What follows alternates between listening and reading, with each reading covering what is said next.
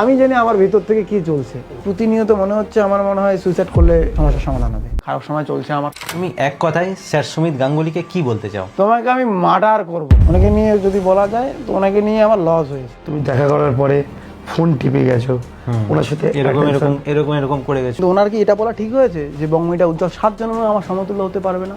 খুদার কসম, একটা দিন যদি খালি ভালো সময় আসে পাল্টা জবাব দেবো। কন্ট্রোভার্সিটা তো শুরু করলে তুমি। কন্ট্রোভার্সি শুরু করলে সত্যি ভূমিকম্প হবে। কল রেকর্ডিং লিক করে দিলে ওনার। উনি তো ভুল বলেছে, দেবের ইন্টারভিউতে উনি ছিল, দেবদার পার্সোনাল রুমে উনি ওনাকে এন্ট্রি দিয়েছে। আচ্ছা, এখন তো কারেন্ট যে প্রেজেন্ট সময়টা ভালোই কন্ট্রোভার্সি চলছে, ভিডিও আপলোড হচ্ছে, ভিডিও ছাড়ছে, অনেক ক্রিয়েটারও ভিডিও ছাড়ছে। মাঝখানে কথা বলি একটা, হ্যাঁ, কন্ট্রোভার্সি তো শুরু করিনি আমি। ও আচ্ছা, কন্ট্রোভার্সি শুরু করি, কন্ট্রোভার্সি শুরু করলে সত্যি ভূমিকম্প হবে। ওরে মাই গড, রক্ত চলাচল বন্ধ হবে। বাবা, ডক্টর নিয়ে বসে থাকতো। ওই রক্ত চলাচল এত ঊর্ধ্বচাপ দেবে যে ব্রেন স্ট্রোক হয়ে যাবে। আচ্ছা, এই যে কন্ট্রোভার্সি চলছে এটার মধ্যে মানে তুমি একদমই নেই তাহলে? কই আমি কন্ট্রোভার্সি? আমি যদি ওনাকে নিয়ে বাজে কথা বলতাম, ওনার পয়েন্টগুলো তুলে ধরে আমি পয়েন্ট বাই পয়েন্ট ব্যাখ্যা করতাম, তবেই তো কন্ট্রোভার্সি হতো। সবাই তো 100% হয় না, ওনারও নেগেটিভ কিছু। কিন্তু কন্ট্রোভার্সিটা তো শুরু করলে তুমি। কই কন্ট্রোভার্সি আমি শুরু করলাম? এই যে ভিডিও করে কল রেকর্ডিং লিক করে দিলে ওনার। আমি তার আগে তো উনি কন্ট্রোভার্সি আমাকে দিয়ে শুরু করলো। সে উনি যখন, আমি তো ফ্যাক্টটা তুলে ধরলাম, ওনাকে যদি আমি পুরো কল রেকর্ডিং শুরু লিক করলে তো হয়েই যেত কন্ট্রোভার্সি। উনি তো প্রথম করছে, সে করছে, সেখানে ভিডিও দেখছে, ওখানে ভিডিও দেখছি, তারপরে ওখান থেকে তো সবাই কোশ্চেন করছে, মিডিয়া হয়ে যায়। তারপরে গিয়ে আমি ওই ছেলেটা বললো যে কল করেছে, বললো যে এই ব্যাপার, মানুষকে জানাই দিলাম যে বন্ধু হিসেবে করেছে, ওনাকে ভালো প্রেজেন্ট করার জন্য করেছি। তাহলে এই কন্ট্রোভার্সির মধ্যে এখন কাজবাজ কেমন চলছে? কাজ তো কাজের জায়গায়, সে আমি হসপিটালে থাকলেও কাজ করি। হ্যাঁ, আচ্ছা, তুমি এক কথায় স্যার সুমিত গাঙ্গুলিকে কি বলতে চাও? উনি মহান মানুষ, একই চ্যানেলে ইন্টারভিউ দিচ্ছে যেখানে উনি দিয়েছে। উনি মহান মানুষ, উনি যে জায়গায় বসে আমি সে জায়গায় বসিনি। তুমি সেই জায়গাতেই বসে রয়েছো, একই ছিল, একদম একই জায়গায়। আমি তো তোমাদের বললাম যে চেঞ্জ করবো। ওটা এটা ওদিক করে দিই। মানে তুমি চেঞ্জ করতে কেন চাইছো? মহান মানুষ ভাই, মহান মানুষের জায়গা তৈরি করিনি, যেদিন করবো বসবো। আচ্ছা আচ্ছা, মহান মানুষ মানে তুই মানে সুমিত গাঙ্গুলি মহান মানুষ, ওনাকে নিয়ে কটূক্তি করবো না। কটূক্তি আমি শিখিনি, যদি কটূক্তি আমি করতে চাই ভূমিকম্প আসবে। আমাকে নিয়ে হাজারটা মানুষ কটূক্তি করলো, আমি তাকে নিয়ে কটূক্তি করবো না, পাল্টা উত্তর দেবো আমাকে নিয়ে যেগুলো কটূক্তি করেছে। উনি প্রথম বলেছে যে বঙ্গমিটা উজ্জ্বলকে সে চিনতো না। উনি যদি নাই চিনতো আমাদের বাড়িতে আসতো, বাড়িতে এসে খাওয়া দাওয়া করতো, আমার সঙ্গে শুটিং করতো। পাবলিক বোকা বোঝে না, তাই পাবলিক গালি দিচ্ছে ওনাকে, এটা কোনো কথা?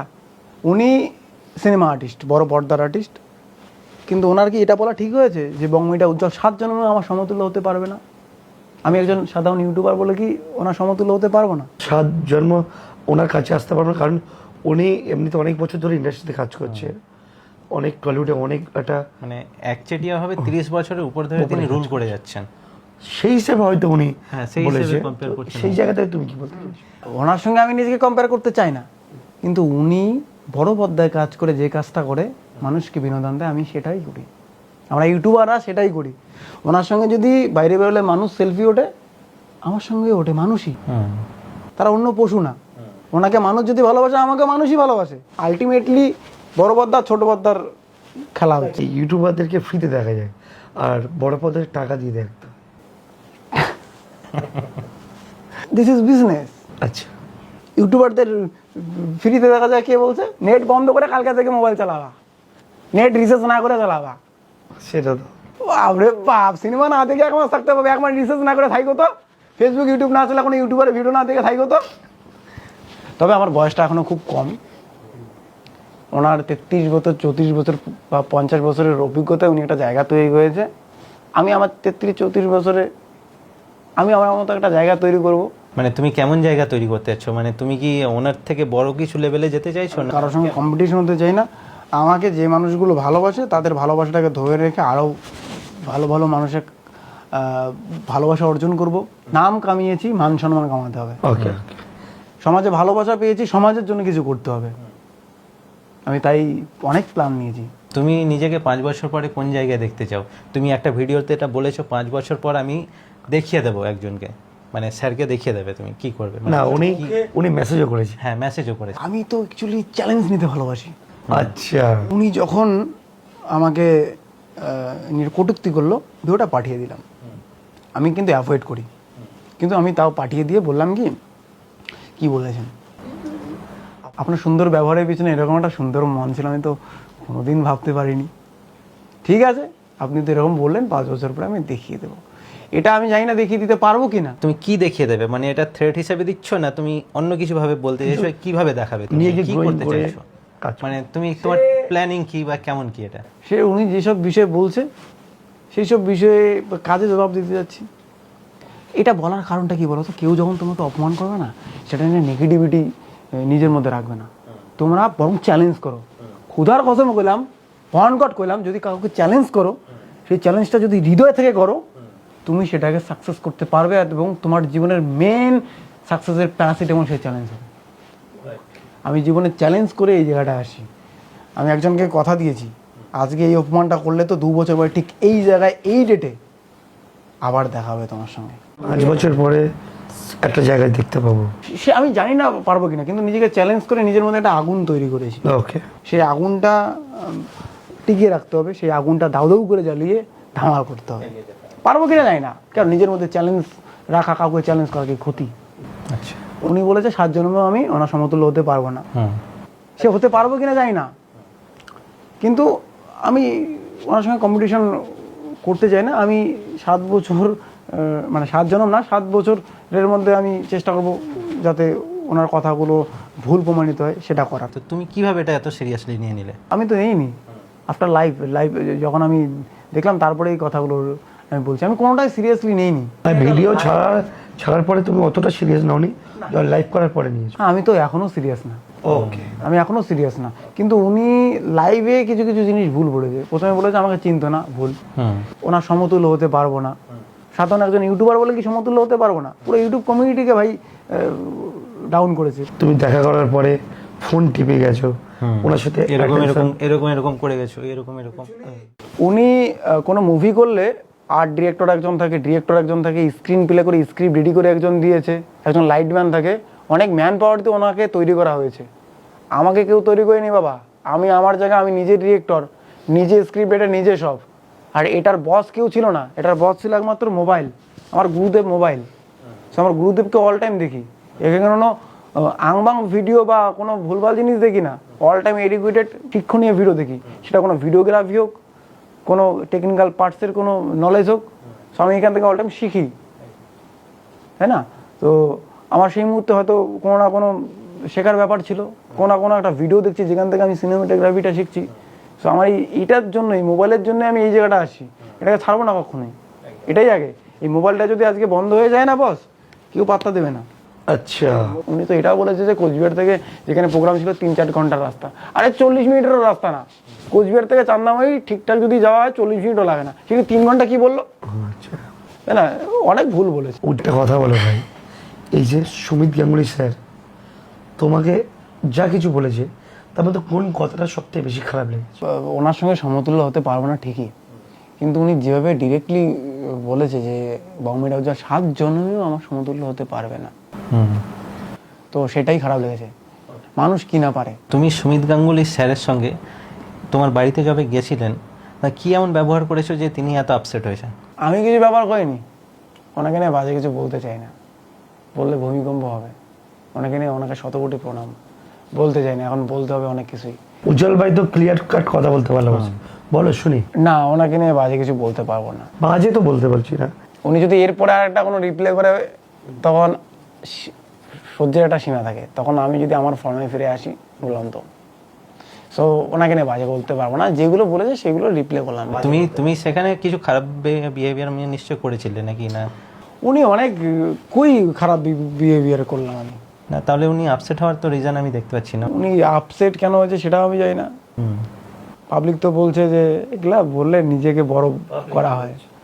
পাবলিক বলছে সুমিত গাঙ্গুলি নিজের পেজে উজ্জ্বল বর্মনকে লাইভ করে মিলিয়ন ভিউজ কামার পরে ওকে এই কথা। আচ্ছা, আমিও বলি উনি যে বলছে ওনার সঙ্গে ভিডিও বানিয়ে সেই ভিউজ হয়েছে, মারাত্মক ভাইরাল হয়েছে, আমার ফলস কি হয়েছে? ওনার সঙ্গে ভিডিও করে 12 মিলিয়ন ভিউজ, আমার যেখানে আমি চোখ বন্ধ করে 20 মিলিয়ন 30 মিলিয়ন 40 মিলিয়ন ভিউজ দেখি।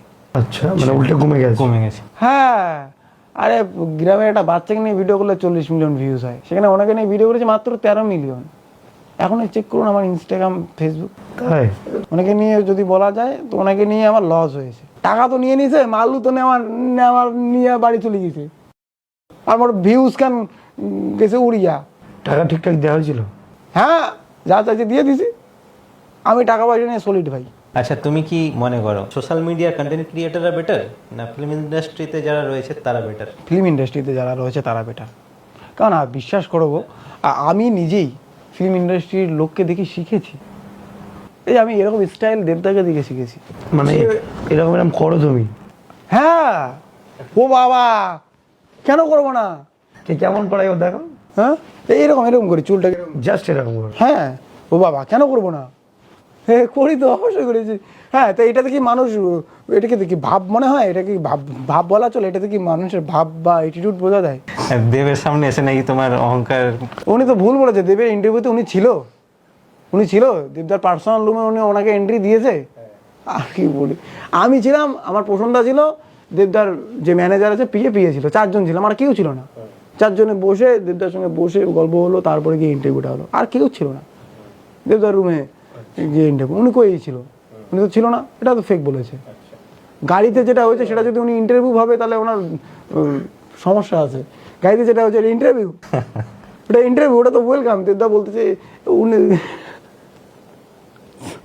রাগ উঠে যাবে কিন্তু, সরি সুমিত গাঙ্গুলি স্যার।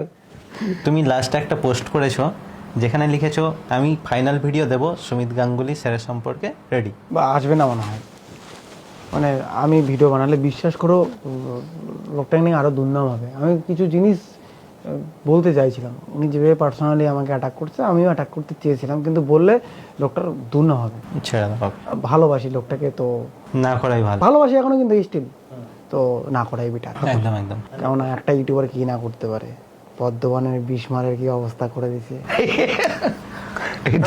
চলো নেক্সট কোশ্চেন। গাঙ্গুলিকে ডাকার পরে কন্ট্রোভার্সি তৈরি হলো, সেখানে উজ্জ্বল বর্মনকে ডাকার মানে কি? আচ্ছা, আমরা একটা জিনিস দেখেছি যে উজ্জ্বল মানে সোজা সাপটা কথা বলতে ভালোবাসে, যেটা আমরা ভিডিও থেকে দেখে দেখে এসছি। তো আমরা যতটা জানি যে উজ্জ্বলকে এই মুহূর্তে যদি ডাকি ও ব্যাপারটা ক্লিয়ার করে বলতে পারবে। যদি সুমিত স্যারের মনে যদি কিছু ভুলও থাকে বা তুমি যদি কিছু ভুল হও, তুমি ক্লিয়ার করে দিতে পারবে। তো রিয়েল ফ্যাক্টটা ক্লিয়ার বলে দিচ্ছি তাহলে, ক্লিয়ার, এখানে নেগেটিভ কিছু না। ওনার সঙ্গে প্রথমে আমার ফেসবুকে কথা হয়, ফেসবুকে কথা হওয়ার পরে বলা হয় বংমিটা, রাইট। দেন গিয়ে ওনার সঙ্গে আল্লাহ ভাই আমার সিনেমাটার বিষয়ে নিশাচর, যেখানে ওনাকে রোলের জন্য বলা হয় এবং 1000 টাকা অ্যাডভান্স দেওয়া হয়, উনি সেটা বলেছে। সেটা এখনও কমপ্লিট হয়নি বললাম তো, এই ফান্ডের সমস্যা। আচ্ছা, তো সেটা গিয়ে হোল্ড হয়ে যায়, কিন্তু তার মাঝখানে চান্দামেতে উনি একটা প্রোগ্রাম করে, তার জন্য কোচবিহারে আসে।